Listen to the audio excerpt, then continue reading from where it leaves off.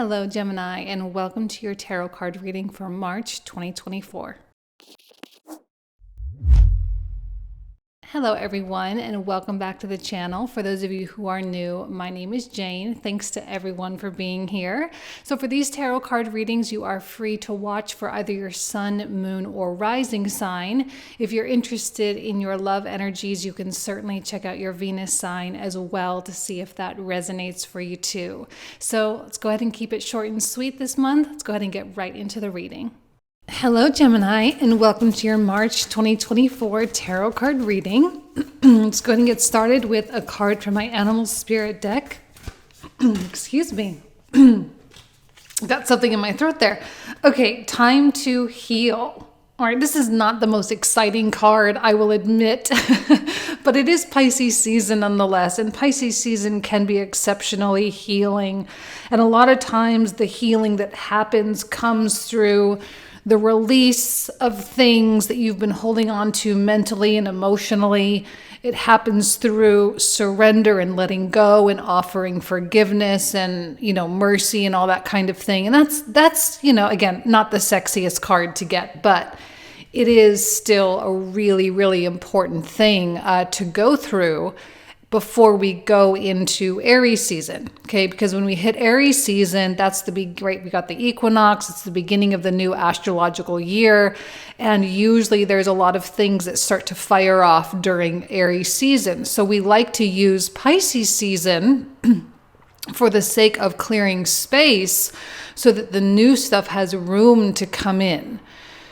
So healing, it doesn't necessarily have to be deep shadow work or inner child work. I think most of that stuff is all great and everything, and it's lovely, but I think most of the time, the healing can be a little bit more just kind of moving on, and I think that's really what this card represents here for Gemini. It's just time to move on and time to embrace a new phase.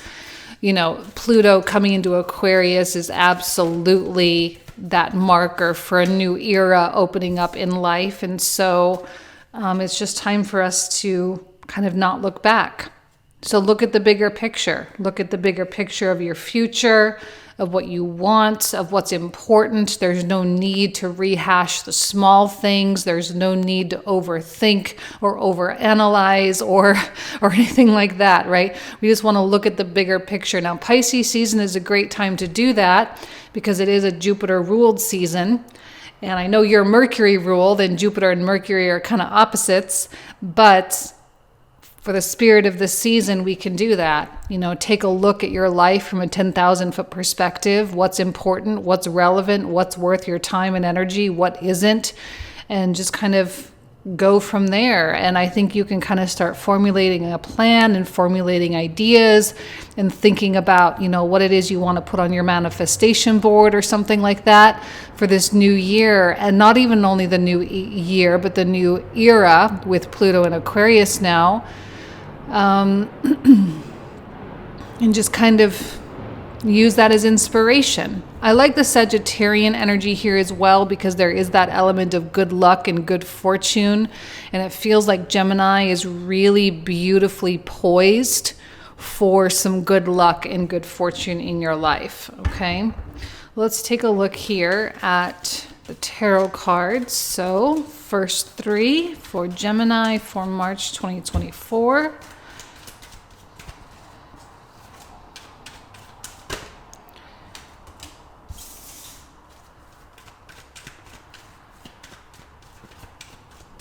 Okay.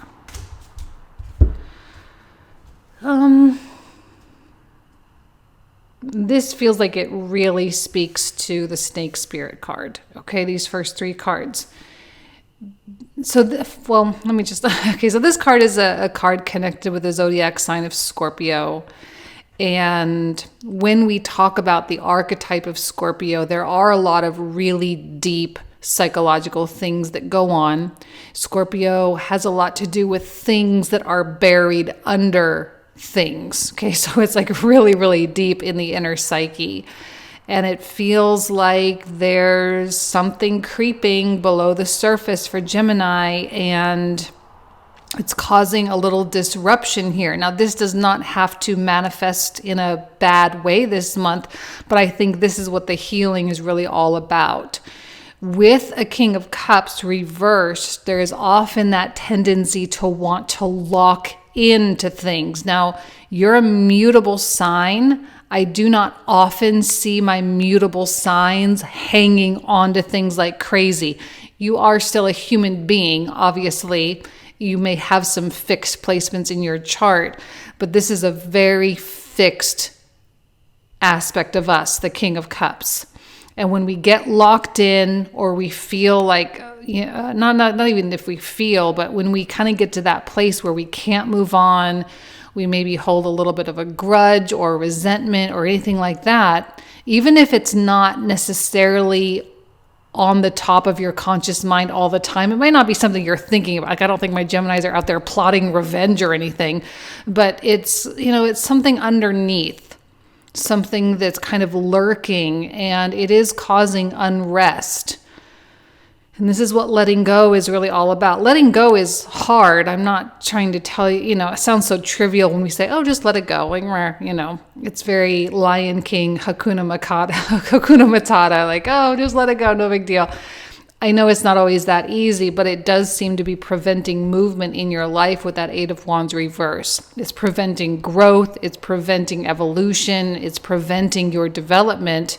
And it's not worth it. I really don't think it's worth it. And that's why I look at the bigger picture. Really ask yourself, is it worth it to continue thinking about this, or spending time on this, or rehashing this, or whatever the case may be?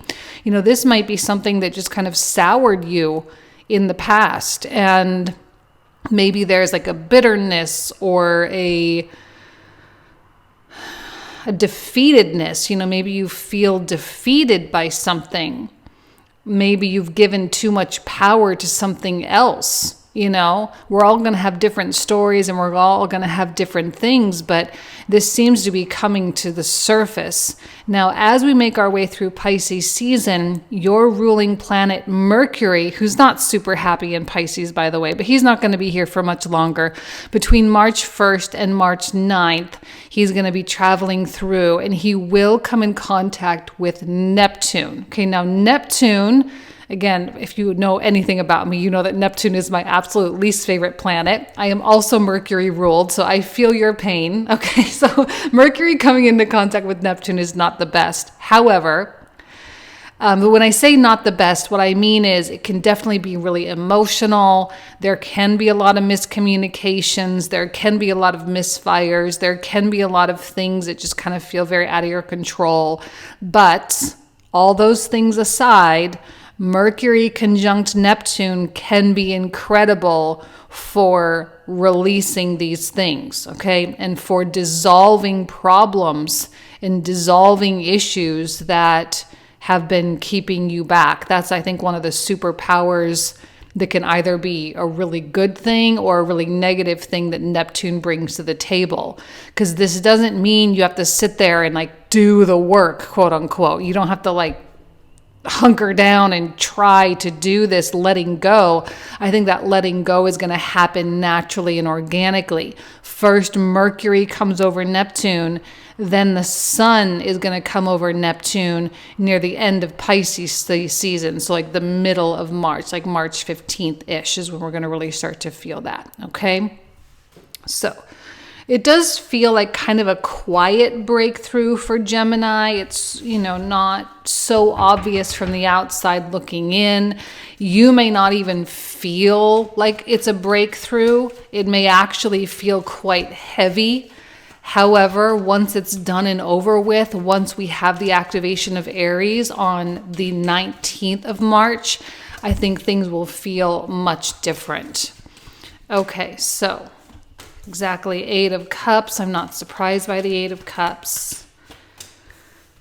I like the Eight of Cups because it does indicate that movement is happening in spite of the fact that you may feel a slight stagnation with the Four of Coins there. But you're not actually stuck. You're not actually, unable to move. You're not debilitated, okay? There is this process. This is a very difficult card. This is not easy. Eight of Cups means leaving a place of comfort behind and moving into an unknown territory, an unknown terrain, and it's not comfortable, but it is how you are going to heal. Because if you continue to stay in that comfort and you continue to stay in that place, your future isn't going to open up as readily as it may do so otherwise. It is also very important to note, between March and April, Jupiter and Uranus are coming together in Taurus in your 12th house, which can absolutely be kind of spiritual breakthroughs all the way, okay? This has the potential to be either quite volatile and chaotic, or it could be kind of what I'm calling transcendental, right? There's that opportunity to ascend. So depending on how self-aware you are, depending on how determined you are to create a positive future and a positive life for yourself, that Uranus-Jupiter conjunction is going to really change a lot of things. And I think we're really well poised to make a significant pivot in our lives. And I think Eight of Cups is beautifully mirroring the essence of that transit there.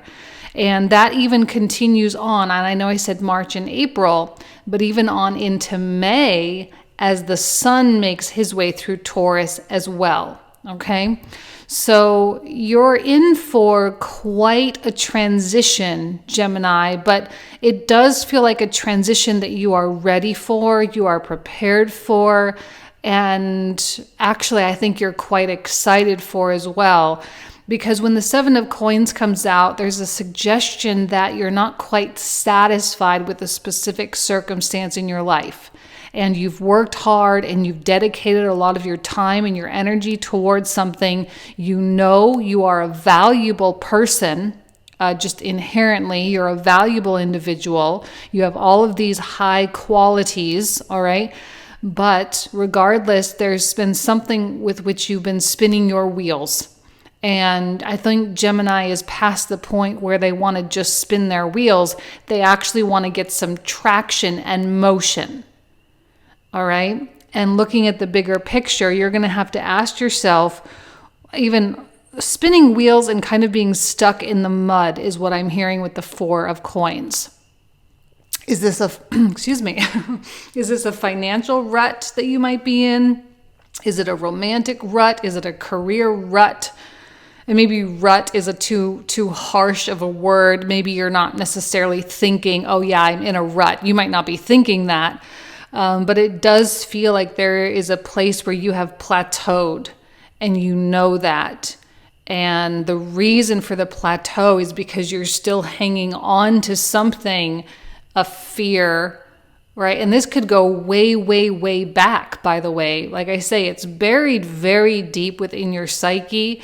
So it could be a childhood thing. Now, as much as I love things like past regressions and whatnot and past life analyses and all that, I like that stuff, but I have a really hard time recommending people do that because I feel like there's still a lot of projection that happens with those types of things. However, there could be some kind of past life stuff that's also being played out here as well. Some kind of past life reiterated cycle or something like that. And I do feel like Gemini is ready to break a lot of the cycles in their lives, especially having to go through that really hefty Pluto in you guys know, I'm so sorry. I always talk about the Geminis and how they went through all that crappy 8th house stuff over the past 15 years because it was just so crappy. To go through that in the 8th house or the 12th house for my Aquarians, it just sucks. I'm so sorry. But you're out of it now. And I think that, you're ready to break those cycles, ready to break those walls, ready to break free from the circumstances. So I know that you don't like this Four of Coins energy all that much. Being Mercury ruled, you like movement and variety and transition and evolution and growth and learning and application, right? You like all that kind of stuff. That's kind of the Gemini natural way. So when something is not moving or not budging, it can kind of have a bigger impact for you than it might for, someone else. So let's see what else comes out.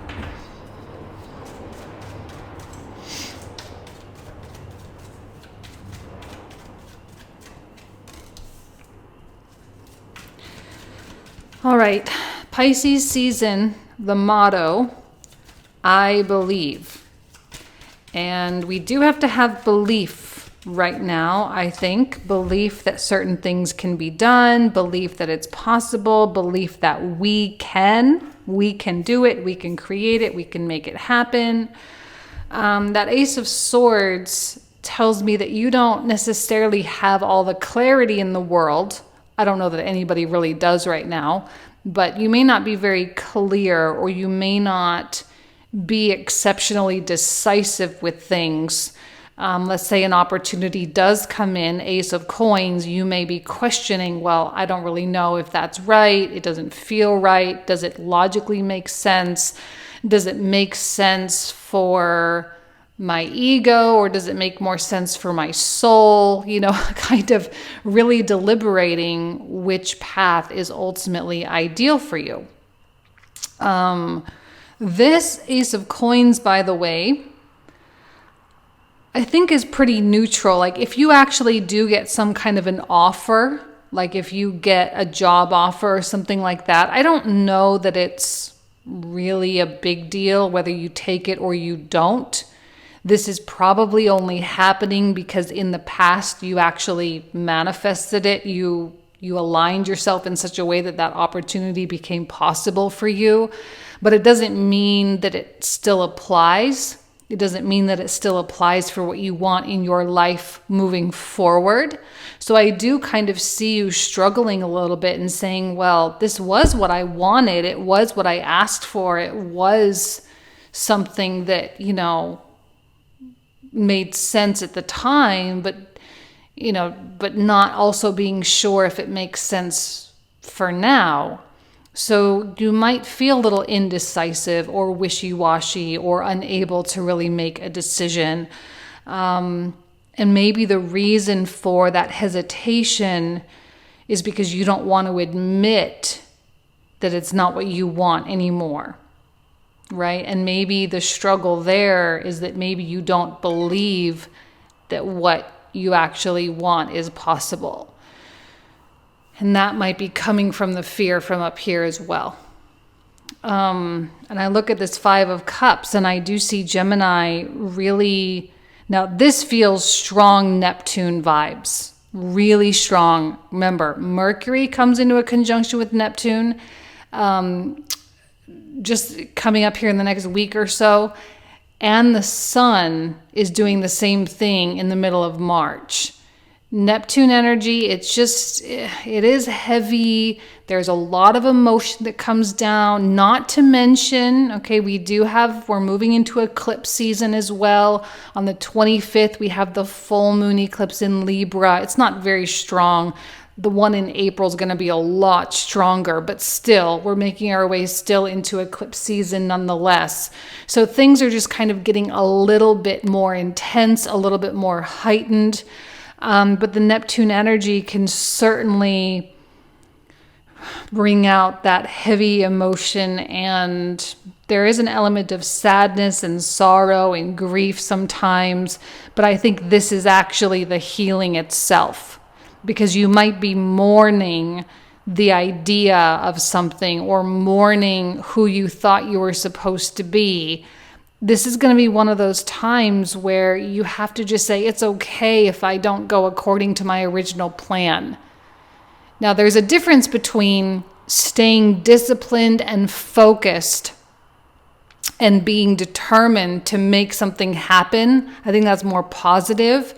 But there sometimes comes a point where that original goal, you can be disciplined and determined all you want, and you can still achieve it. But if it doesn't align with your heart, you're never going to be fulfilled doing it. And while I don't advocate always just quitting on a whim, just because, oh, today it's not what my heart wants, right? We're not trying to be lazy or get away with not doing anything. But sometimes those bigger transitions occur, and I think that's what's going on for Gemini right now. Things you may have used to want, or you used to want, now you no longer do, because you're healing that part of you is the reason why you wanted it in the first place. Okay?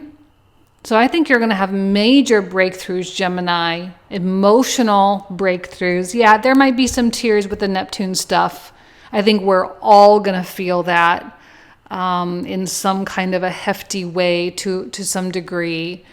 And yet that release, which is what Pisces is so famous for, the release is going to be probably the best thing to start off this new year.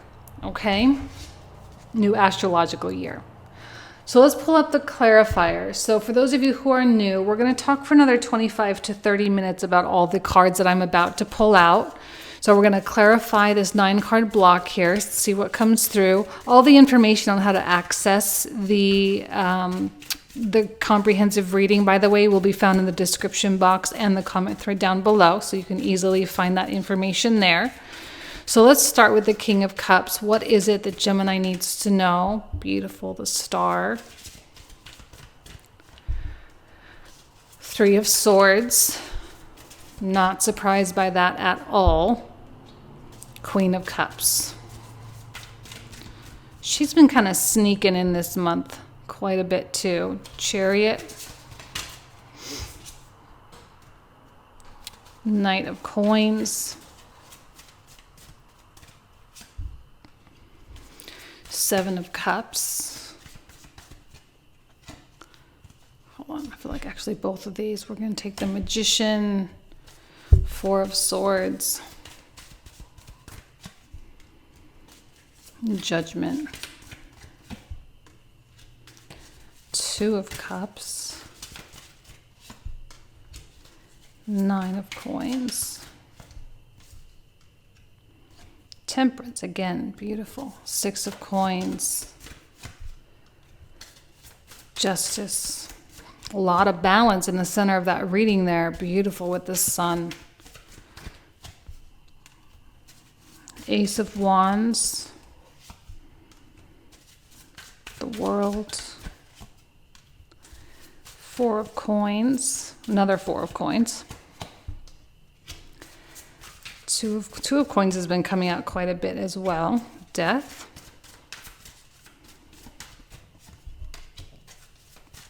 Page of Coins. 8 of Coins. 10 of Cups. And 7 of Swords. The Emperor. I'm loving that Emperor for you. Ooh, beautiful with the Hierophant on top.